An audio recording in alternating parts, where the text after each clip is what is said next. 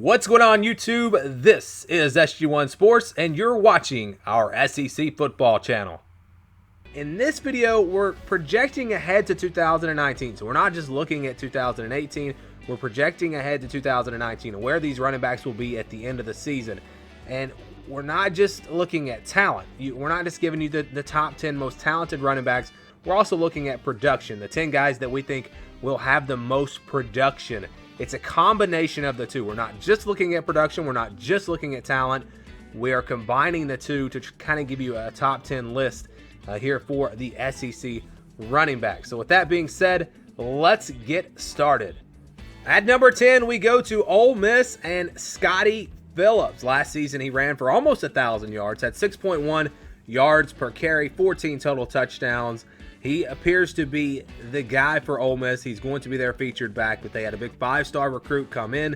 They've got some other guys that are pretty talented on this roster, so I don't know if he's going to get the yardage. His yards may actually go down. I think he is going to be sharing time with some of these other backs, but again, he proved that he is one of the better running backs in the SEC. Last season, averaging 6.1 yards per carry. I think they might run it a little bit more this year with Jordan Ta'amu gone and all those great receivers.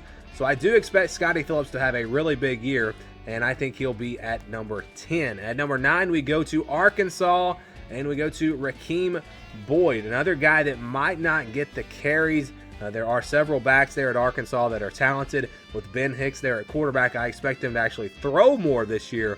So the opportunities might not be there for Rakeem Boyd, but still a very talented back. Last season, 734 yards, 6 yards per carry, 2 touchdowns. He kind of separated himself a little bit. Again, I think he will be the number 1 running back, but very talented backfield there at Arkansas. They're going to have a pretty good offense, in my opinion, under Chad Morris in his second season. I think this could be a pretty dangerous offense. I think Rakeem Boyd will be that go-to running back, and he is at number 9. At number 8, we go to Missouri and Larry Rountree III.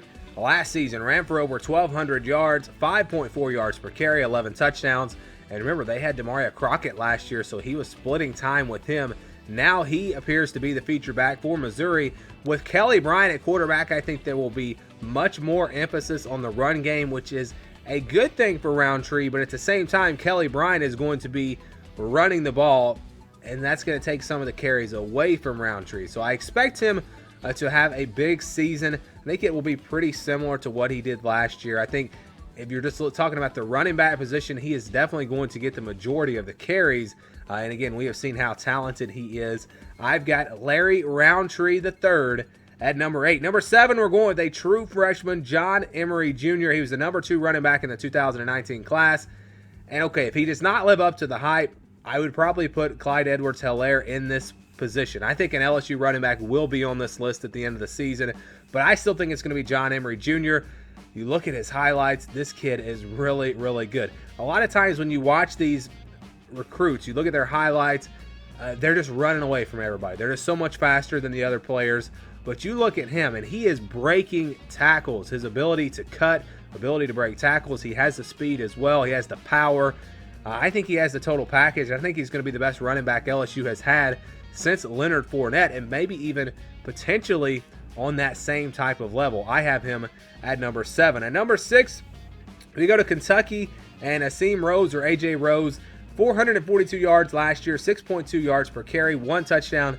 Those stats don't really blow you away, but of course they had Benny Snell last year, and this Kentucky football team runs the football. They have a lot of success. I've been impressed with Rose going all the way back to the spring game last year. I remember seeing him in that game and could just tell this was going to be a breakout star in the SEC when he got his chance. I think he will get his chance. I think he will be the featured back in this Kentucky offense with Benny Snell gone. Again, 6.2 yards per carry, very, very solid number there. And I don't know that he's going to be Benny Snell good, but I think he'll be one of the better running backs in the SEC. And I've got him at number 6. Number 5, we go to Kylin Hill of Mississippi State. 734 rushing yards last season, 176 yards receiving.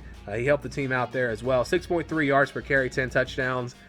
Not stats, again, that blow you away.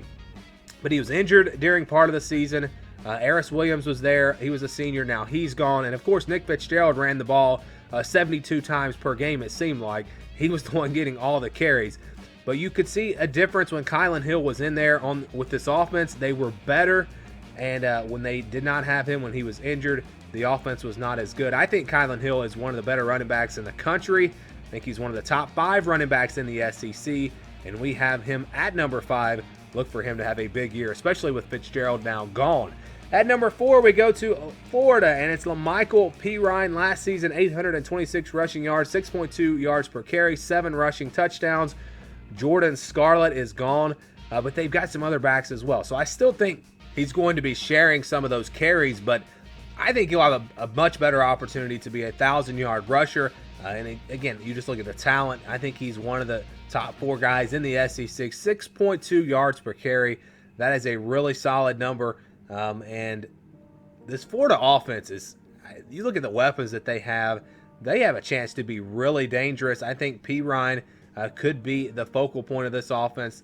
And I think he is going to have a big, big year. So we have him at number 4. There's a little bit of a separation, though. I think the top 3 guys are clearly better than the rest.